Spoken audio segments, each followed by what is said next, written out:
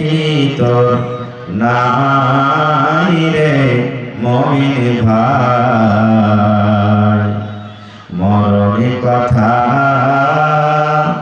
স্মরণ কি তোর নাই তুমি যখন যাবে মরে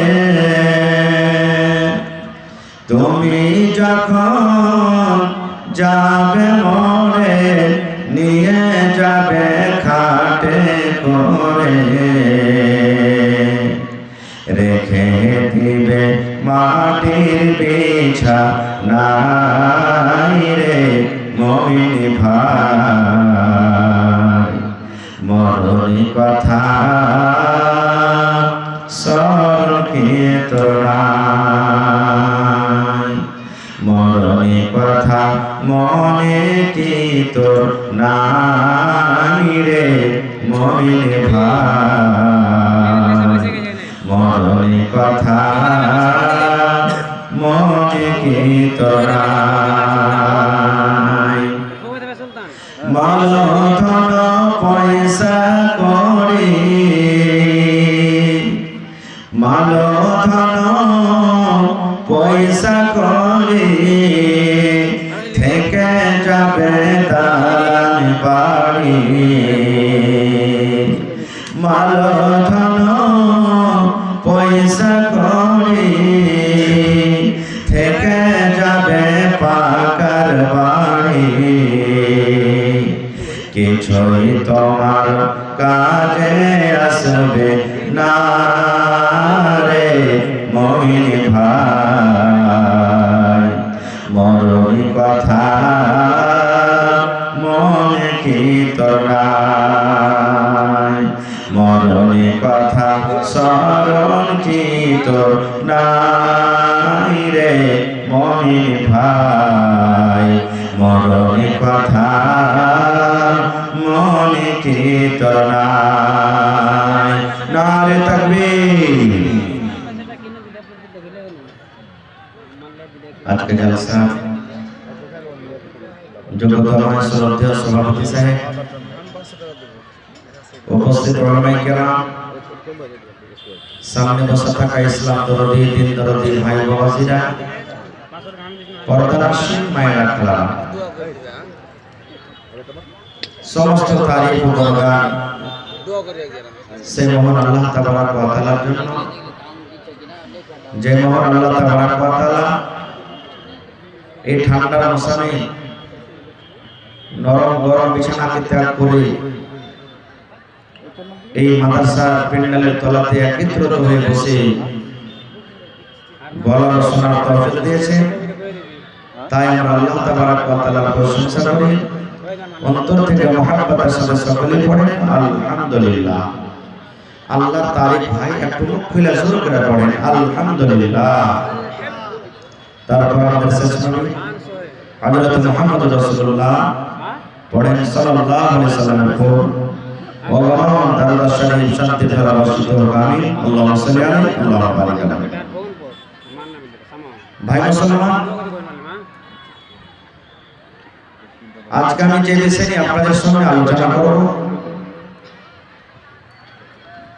সেই বিষয়ের নাম হলো কোন মহিলাটা জান্নাতি এবং সময় যদি পাই আপনাদের ব্যাপারে পুরুষের ব্যাপারে একটা হাদিস পড়ব যে কোন ধরনের স্ত্রীকে বিয়ে করতে হবে কারণ স্ত্রী যদি আপনার মন মতো না হয় অর্থাৎ আপনি বলবেন কিছু ও করবে কিছু এরকম ভাবে স্বামী স্ত্রীর জীবন কাটবে ভাই কাটবে কি কাটবে না আপনি 1 লক্ষ টাকা মাসে ইনকাম করছেন স্ত্রীটা যদি আপনার ভালো না হয় নেককার দিনদার যদি না হয় তাহলে আপনার কোনোদিন জীবনে সুখ শান্তি হবে না কোনোদিনই সুখ শান্তি পাবেন না এরকমই একটা দিনদার স্ত্রী ভালো স্ত্রী, নেককার স্ত্রী যদি ও দিনদার ভালো যদি একটা স্বামী না পায়, তাহলে ওর জীবনটা ভালোভাবে কাটবে না। কাটবে? কখনো কাটবে না। শান্তি কমিটিওয়ালা আপনারা কোথায় আছেন? মোটরসাইকেল স্ট্যান্ডের কাছে আপনারা পৌঁছান তো। শান্তি কমিটিওয়ালা যারা আছেন মোটরসাইকেল স্ট্যান্ডের কাছে যান, তাড়াতাড়ি যান। তো ভাই আমার, মোটরসাইকেল চালাতে গেলে মোটরসাইকেলেরই চাক্কা লাগবে, ট্রাক চালাতে গেলে ট্রাকেরই চাক্কা লাগবে, তাহলে গাড়িটা ঠিকঠাক চলবে। এবার একটা চাক্কা মোটরসাইকেলের আর একটা চাক্কা যদি ট্রাক্টরে লাগিয়ে দেন তো গড়বে যে ভাই? চাক্কাটা গড়বে? মানে গড়তে তো গড়বে, কিন্তু যেইভাবে গড়ার সেইভাবে গড়বে না। এই মতো স্বামী স্ত্রীর জীবন। আল্লাহ তাবারাক ওয়া তাআলা একটা স্ত্রীকে স্বামীর জন্য, স্বামীকে স্ত্রীর জন্য খুব বড় দৌলত দিয়েছেন, খুব বড় সম্পদ।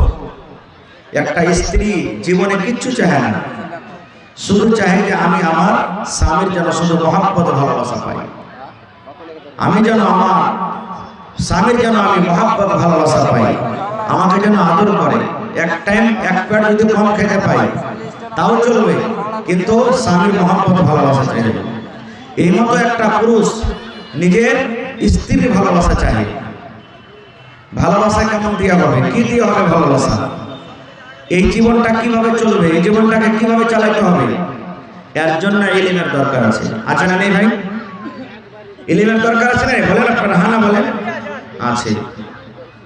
নাজিম ভাই একটু আওয়াজটা আরো দেন তো, শোন। ইলমের দরকার আছে। বারবার এলান করবেন তো কান কেরা হবে। শান্তি কমিটিতে যার নাম আছে মোহাম্মদ রেজা মুখিয়াজি, মোহাম্মদ রেজা আলম, আর যার যার নাম আছে মোটরসাইকেল স্ট্যান্ডের কোনো ঝামেলা হচ্ছে আপনারা জানেন না?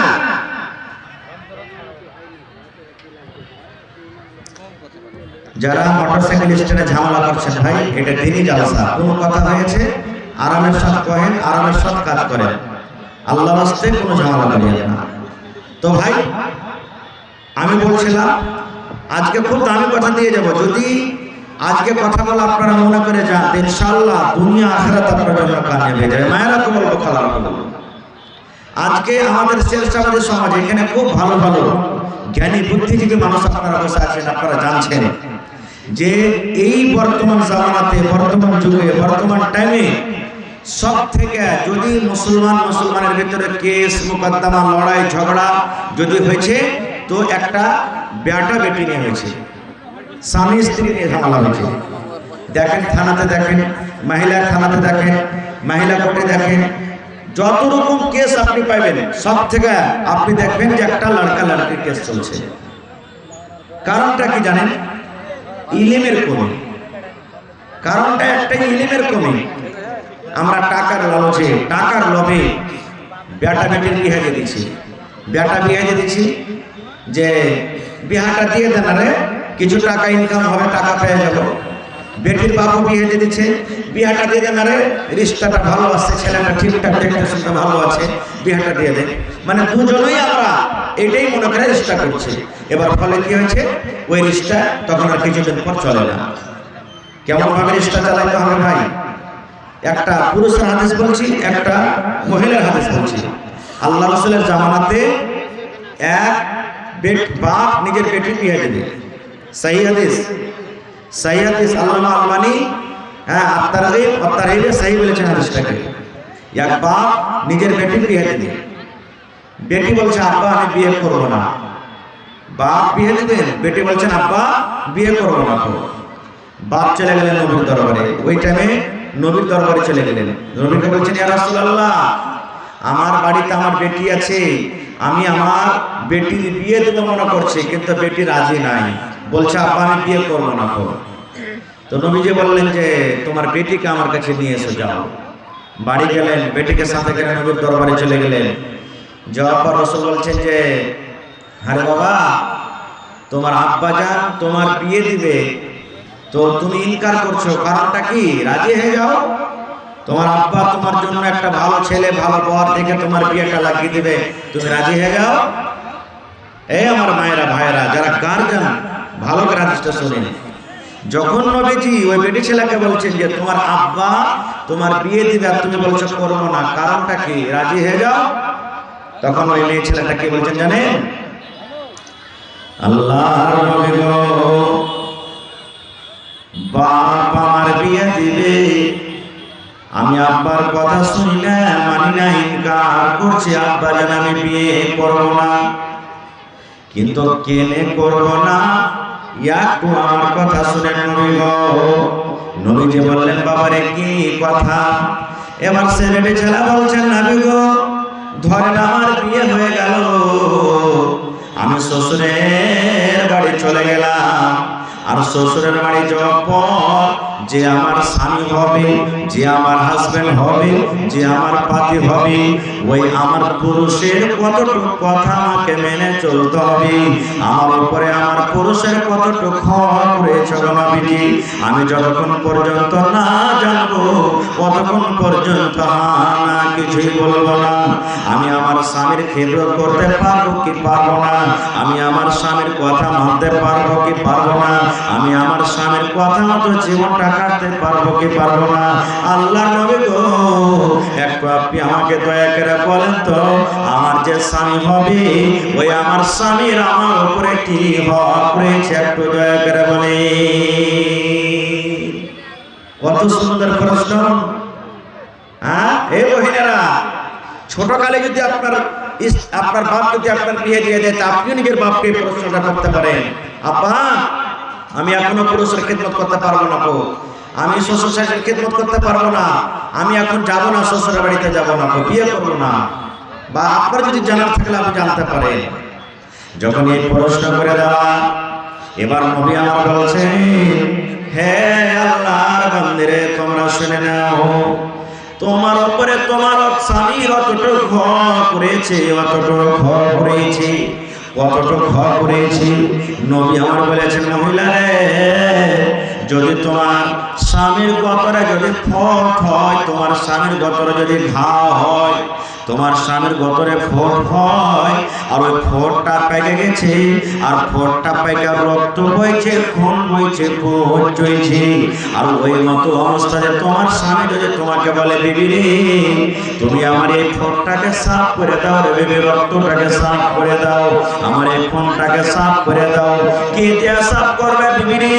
নবী আমার বলেছেন, মহিলা রে, যদি তোমার স্বামী তোমাকে বলে, এরে আব্দুল্লাহর মা, এ হালেমার মা, এ সাইয়েদার মা, খালেদার মা, আমার শরীরে যেটা ফোট হয়েছে বিবি রে, তুমি জিহ্বা দিয়ে চেটে চেটে সাফ করে দাও, তোমাকে তুলা দিয়ে সাফ করতে হবে না, কাপড় দিয়ে সাফ করতে হবে না বিবি রে, তোমাকে পানি দিয়ে সাফ করতে হবে না। আল্লাহ রাব্বুল আলামিন তোমাকে যে জিহ্বা দিয়েছে বিবি রে, এই জিহ্বা দিয়ে দিয়ে দিয়ে তুমি সাফ করে দাও। হে মহিলা, যদি এরকম কাজের আদেশ করে যদি তোমার স্বামী তুমি ইনকার করতে পারবে না, করতে পারবে না, তোমাকে জিহ্বা দিয়ে চেটে চেটে তোমাকে সাফ করতে হবে, এতক্ষণই তোমার উপরে তোমার স্বামীর হক। নারে তাকবীর। দেখেন কতখানি হক। তাহলে একটা কথা আরো বলে দিই, পুরুষ মানুষ হয়ে যেতে গেলে, তাহলে ফোট উঠতে গেলে ওকে চাটতে হবে, কোনো কথা নয়। আল্লাহ রাসূলের বলার উদ্দেশ্য যে মহিলা, তোমার উপরে তোমার স্বামীর অতখানি হক রয়েছে, তোমার স্বামী যদি বলে দেয়, কথাটা বলতে হবে না আপনাকে, যদি বলে দেয় আমার কথাটা ফোট হয়েছে, তুই জীবনে এটা সাফ কর, তো রাসূল বলেছেন তোমাকে সাফ করতে হবে, এতখানি হক, এতখানি হক। এবারে এতখানি হক করার কথা, আমার মা খালার অবস্থা এরকম, আমার কোনো ভাই যদি অফিস থেকে, মাদ্রাসা থেকে, ভুঁই থেকে, জমিন থেকে, দোকান থেকে বাড়ি ঢুকেছে, পানি পান করার মনে হয়েছে, তিরসে লেগেছে, খালে যদি কয়, খালেদার মা এক গ্লাস পানি গেলা দাও না জি, যদি অন্য কোনো কাম করতে গেলে হয়ে গেল পাড়া গরম হয়ে যাবে, এমন আইসটা ছেলে কহিবে ওর পিপাসা ঠান্ডা হয়ে যাবে, হ্যাঁ মিনসা হবে না। তুমি এখানটা কাজ করে আসছো তো কত বড় মানুষ হয়েছো, বাড়িতে আমি কত আঠানা চেরা নিয়ে নিয়ে কত ছেলে পেলে নিয়ে তাহেস করছি, তুমি একটু পানিটা নিয়ে খেতে পারবে না, এমন ঘুচা মেরে কথা বলবে না, এরকম কথা বলতে হবে না। আমার বলার উদ্দেশ্য হলো এই যে একটা মহিলা, একটা নারী নিজের স্বামীর খেদমত কখন বুঝবে, নিজের স্বামীর হক কখন বুঝবে? যখন ওর মধ্যে কি আসবে? ইলম আসবে, শিক্ষা আসবে। বিনা শিক্ষাতে কিছু করতে পারবে না। কেমন শিক্ষা? সুবহানাল্লাহ। যেমন মা ফাতেমা রাদিয়াল্লাহু তাআলা আনহা, নবীজির বেটি, ছোট বেটি ফাতেমা রাদিয়াল্লাহু তাআলা আনহা শিখেছিলেন। কেমন শিখেছিলেন? নবীজির কয়জন বেটি ছিলেন ভাই? সামনে থেকে বলেন তো, কয়জন বেটি ছিলেন? জানেন না?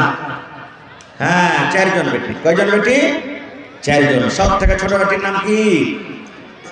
সব থেকে ছোট বেটির নাম কি? ফাতেমা রাদিয়াল্লাহু তাআলা আনহা। সুবহানাল্লাহ।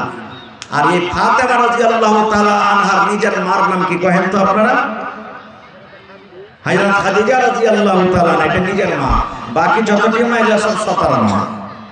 তো নিজের মা তো নিজের যুগে মারা গেছেন, যখন ফাতেমা বেঁচে ছিলেন তার আগে মারা গেছেন। তো ফাতেমা রাদিয়াল্লাহু তাআলা আনহা সব থেকে ছোট বেটি নবীজির মৃত্যুর পর তার মধ্যে হয়েছে। একদিনকার ঘটনা, সহিহ হাদিস। দেখেন বেটিকে কেমন তারবিয়ত দিতে হবে, বেটিকে কেমন ভাবে শেখাইতে হবে যে জায়ের বাড়িতে কোনোদিন শিকায়ত আসবে না, কোনোদিন শিকায়ত যেন না আসে। কেমন তারবিয়ত দিতে হবে বেটিকে? একদিনকার ঘটনা, হযরত ফাতেমা রাদিয়াল্লাহু তাআলা আনহা নিজের আব্বার বাড়িতে এসেছে কিছু চাইতে। কি চাইতে? যেমন আমার আপনার বেটিরা চাইতে যায়, আব্বাজি একটা মুরগি দেন, আব্বাজি একটা ছাগল দেন, আব্বাজি একটা ঘড়ি কিনে দেন, আপনার জামাই ঘড়ি চেয়েছে, বিভিন্ন রকমের চাই কি কহে না? তো মা ফাতেমা নবীর বেটি আব্বার কাছে দান চাইতে এসেছে। কি দান? যখনই বাড়িতে ঢুকলেন দেখছেন নবীজি নেই, বাড়ি থেকে আছে সতার মা, মা আয়েশা রাদিয়াল্লাহু তাআলা আনহা, আল্লাহর একজন স্ত্রী। আয়েশা বলছেন, মা আব্বা বাড়িতে নেই। তো মা ফাতেমা বলছেন, না রে বেটি, তোমার আব্বা বাড়িতে নেই। বলছে, কোথায় গেছেন? বলছে, দিনের কাজে, তাবলীগের কাজে, দাওয়াতের কাজে গেছেন। এবার মা ফাতেমা বলছেন, বেটি বলো কি কাজ, বলো। বলছেন, না আব্বা থাকলে বলতাম, আমি বলবো না, চলে যাব। মা ফাতেমা বলছেন যে আমি আব্বাকে বলবো, চলে যাব।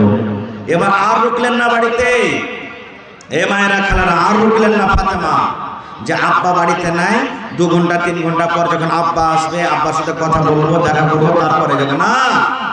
নাই তো তখনই চলে গেলেন বাড়ি হাইটে। আর রুকলেন না, আর বাড়িতে থাকলেন না, যে তখনই চলে গেলেন বাড়িতে যে আমি বাড়িতে চলে যাব, আমার স্বামী বাড়িতে আছেন, আমাকে খুঁজবেন, আমার হয়তো দরকার হবে, আমাকে খাইতে লাগবে, আমাকে পানি লাগবে, হয়তো আমার আর কোনো দরকার আছে। তখনই সাথে সাথে বাড়িতে চলে গেলেন। দেখেন স্বামী কি জিনিস বুঝতেন, স্বামী কি জিনিস বুঝতেন, দেখেন তখনই তারা ঘোরা করে চলে গেলেন।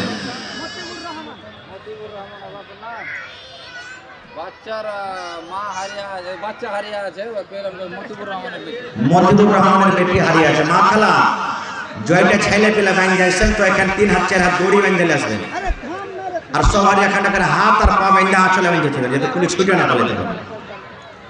ছেলে পেলে গেলে একটা সাইন কথা না, বহিনারে ছেলে পেলে গেলে ধরে থাকেন ভালো করে। মতিউর রহমানের বেটি হারিয়ে গেছে, নিয়ে যান স্টেজ থেকে। খারজা হোক, বেটিকে বেটা যায় হোক, নিয়ে যান। তো ভাই আমার, এবার দেখেন চলে গেলেন তখনই। এই জামানার বেটি, এই জামানার মা, এই জামানার বহিন কি, যদি আর পুরুষকে বলে যে হালেমার বাপ কি হয়েছে রে, তা আমি আমার বাপকে দেখতে যাবো, তো যা, ওই যাবো আর আসবো। যদি 1 ঘন্টা কয়ে যায়, ভাই 1 দিন থেকে আসবে, 1 দিন বলে যায় তো 3 দিন হবে, হয়েছে কি হয়নি? ও বুঝে না, স্বামী বুঝে না, স্বামীর নিয়ামত খিদমত বুঝে না। এই জন্য তো স্বামীর যদি কথা মতো না চলে গুনাহ কি হবে জিনিসটা বুঝে না। মা ফাতেমা চলে গেলেন। এবার নবীজি সন্ধ্যেবেলাতে বাড়ি এলেন, ভালো করে শুনবেন হাদিসটা। এবার মা আয়েশা বলছেন নবীজিকে, নবীজি আর আপনি কিছু জানেন? বলছে, কি হয়েছে? বলছে, আপনি বাড়িতে ছিলেন না, আপনার কলেজের টুকরা ফাতেমা আপনার সাথে দেখা করার জন্য এসেছিল, দেখা পাইনি, চলে গেছেন বাড়িতে। ওরে সুবহানাল্লাহ, হায় রে নবীজির আমার বেটির আদর। নবীজি আর থাকতে পারলেন না বাড়িতে। আমার বেটি বাড়িতে এসেছিল কি কারণে? মা ফাতেমা কি কারণে এসেছিল? তো মা আয়েশা বলছেন যে আমাকে বলেনি, বলছে আব্বাকে বলবো। নবী চলে গেলেন, তখন রাত হয়ে গেছে কিন্তু। এবার চলে গেলেন হাঁটতে হাঁটতে বেটির বাড়ি, তখনই রাতে চলে গেলেন। এবার দুয়ারে অনুমতি চাইছেন, আমাদের মতন তো নয়। সোলেমান বার্তা আছে যে, বার্তা আছে যে করতে করতে একবারে করতে বার্তা ঢুকে গেছি আমরা। এরকম হয়েছে না? কিনা গলা খাঁকড় মারছে, মানে গলা খাঁকড় মারতে মারতে কোটে ঢুকে গেল বাড়িতে। কিন্তু হাদিস কোরআনে কি বলছে?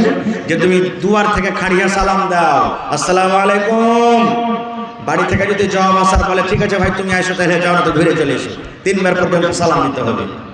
তো ভাই আমার খাজা হোক, এবার নবীজি দুয়ার থেকে অনুমতি চাইছেন, ফাতেমা বাড়িতে আছো মা? ওই সময় হযরত আলী আর ফাতেমা কিন্তু বিছানায় শুয়ে গেছে। বন্ধুরে আমার, এইবারে নবীর আওয়াজ শুনে হযরত ফাতেমা রাদিয়াল্লাহু তাআলা আনহা বলেছেন, আব্বা গো আপনি ঘরের ভিতরে চলে এসেন, আপনি ঘরের ভিতরে চলে এসেন আব্বা, আমরা বিছানায় এখন অবস্থা হয়ে গেছি, শুয়ে গেছি।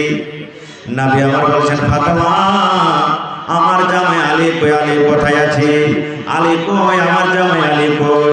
এইবারে ফাতেমা বলছেন, আব্বা গো আপনার জামাই আলী বিছানায় শুয়ে গেছে, ঘুমায়নি কিন্তু বিছানায় শুয়ে গেছে। এবার নবীজি বললেন, ফাতেমা তুমি যেইভাবে শুয়ে আছো রে মা, আমার জামাই আলী শুয়ে আছে, তোমরা দুজন বিছানায় শুয়ে থাকো, আমি নবীজি তোমাদের কাছে আসছি। এবারে ফাতেমা রাদিয়াল্লাহু তাআলা আনহা বলেন, আমরা বিছানায় স্বামী স্ত্রী শুতে আছি, আমি বিছানার এক সাইডে এক টানে আমি শুতে আছি, আমার স্বামী আলী বিছানার এক সাইডে শুতে আছেন। এবার নবীজি ঘরের ভিতরে ঢুকলেন, আর ঘরের ভিতরে ঢোকার পর আমাদের দুজনের মধ্যখানে আমার আব্বা জান দয়ার নবী নবী মুহাম্মদ সাল্লাল্লাহু আলাইহি সাল্লাম বসে গেলেন। এবার ফাতেমা বলেন, আমার আব্বা জান আমার কাছে এত হয়ে গেলেন, আমার কাছে এত হয়ে বসলেন, আমার আব্বার পাখানা যে ঠান্ডা হয়ে আছে, এবার আমার আব্বার পাখানা আমার গায়ে যে লাগে, আমি ফাতেমা জানতে পারি এটা হলো আমার আব্বা জানের পা। শুতে গেলেন, দুজনের মধ্যখানে বসে গেলেন, ওরা শুতে আছে কিন্তু। বন্ধুরে আমার এবার শুনে, হায়রে দয়ার নবী, এবার নবী বলছেন, বেটি রে আমি শুনলাম রে মা তুমি নাকি আমার সাথে দেখা করার জন্য গিয়েছিলে, কি কাজে গেছিলে রে মা? কি তোমার দরকার ছিল? কি কাজে তুমি আমার কাছে গিয়েছিলে মা রে? একটু তুমি দয়া করে বলো তো। এই আমার ভাইরা শুনেন, মায়েরা খালারা, এইবারে ফাতেমা আব্বার কথাটা শুনি চোখখানা সরবার সরবার হয়ে গেছে। এবার আব্বাকে এরকম ভাবে নিজের হাতখানা দেখাতেন, আব্বা গো দেখেন আপনার ফাতেমার হাতখানা দেখেন, এই যে আপনার ফাতেমার হাতখানা দেখেন। এবার নবী আমার দেখছেন ফাতেমার হাতে কিন্তু ফোঁসা পড়ে আছে, ফাতেমার হাতে সাদা সাদা সাদা সাদা ফোঁসা পড়ে আছে, কত ফোঁসা কইলে গেছে আর কত ফোঁসা কিন্তু ফাতেমার হাতে পড়ে আছে। নবী আমার দেখার পর বলছেন, বেটি রে কি জন্য তোমার হাতে ফোঁসা পড়েছিল মা? কি এমন তুমি কাজ করেছিলে, কি কারণে তোমার হাতে ফোঁসা পড়েছিল মা, তুমি একটু জানাবে না? বলছে, আব্বা গো আমি আপনার কলেজার টুকরা ফাতেমা আপনার জামাইয়ের বাড়িতে জাতা পিছে পিছে জাতা টেনে টেনে টেনে টেনে হাতে ফোঁসা পড়ে গেছি, ইন্দারা থেকে পানি তুলে তুলে, কুয়া থেকে পানি তুলে তুলে আমার হাতে ফোঁসা পড়ে গেছি। আব্বা তাই আমি আপনার বাড়িতে গেছিলাম, যদি আপনি আমাকে একটা গোলাম গালা দিতেন, আপনি যদি একটা চাকর গালা দিতেন, আমার বাড়িতে কাম করতো, আমি আপনার বেটি ফাতেমা আমি আরাম পাইতাম। আমি শুনেছি আপনি লড়াই করতে গিয়ে অনেক গোলাম পেয়েছেন, দাসদাসী পেয়েছেন, যদি একটা আমাকে চাকর নিগালা দিতেন, আমার বাড়িতে কাম করতো, আমি আপনার ফাতেমা আমি আরাম পাইতাম।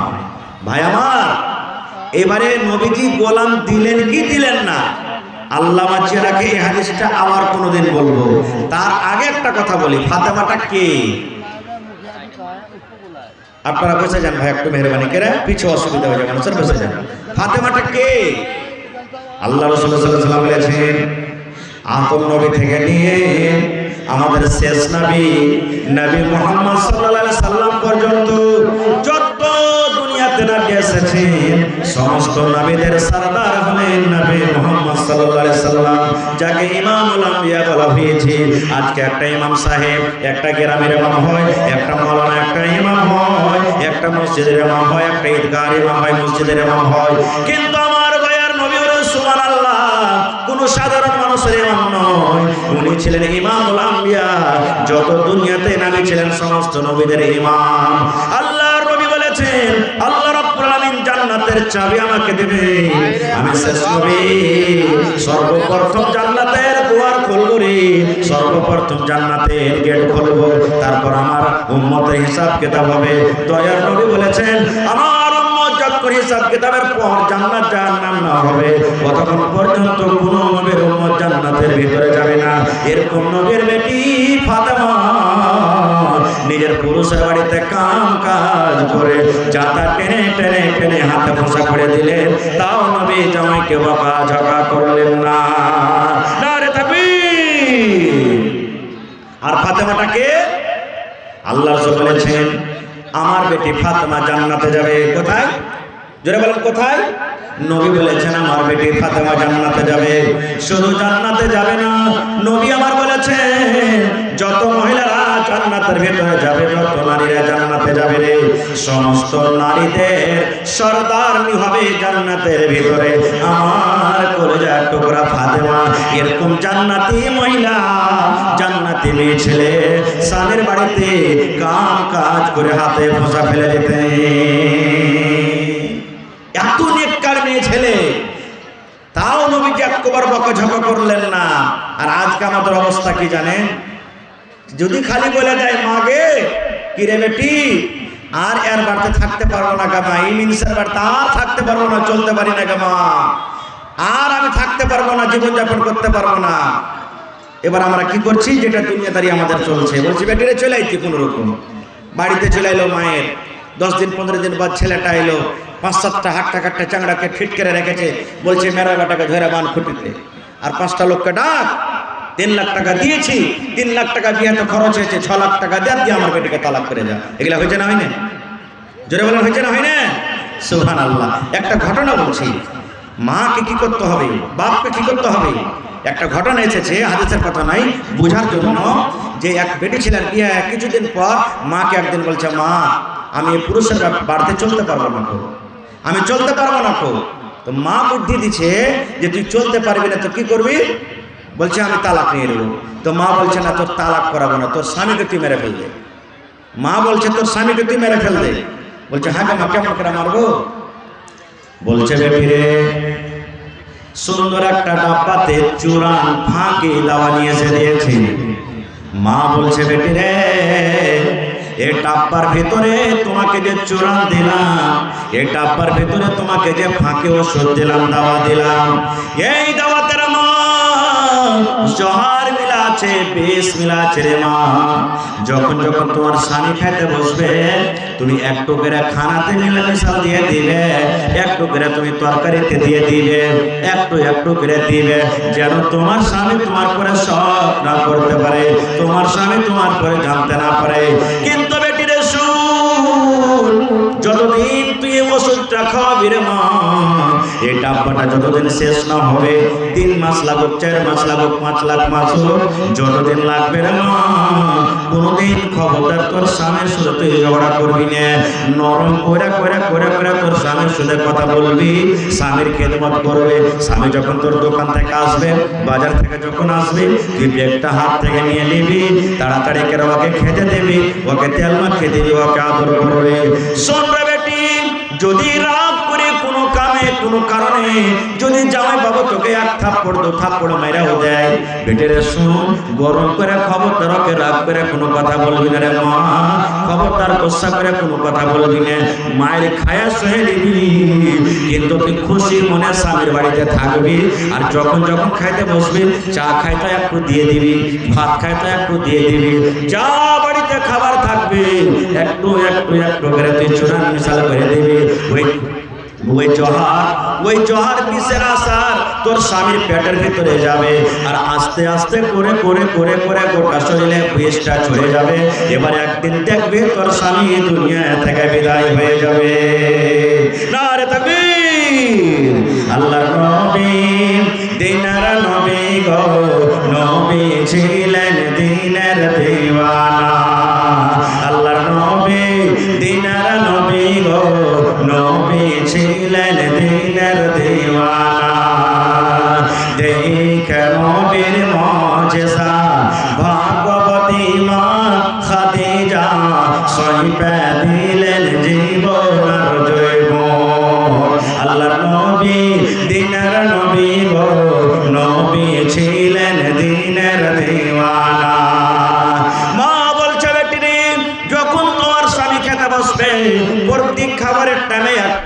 করে চূড়ানে যে বিসমিল্লাহ আছে মা, এই বীজটা তুমি দিয়ে দিবে, একদিন দেখবে তোমার স্বামী দুনিয়া থেকে চলে যাবে আর তোমার স্বামীর কাছ থেকে তুমি আজাদ হয়ে যাবে।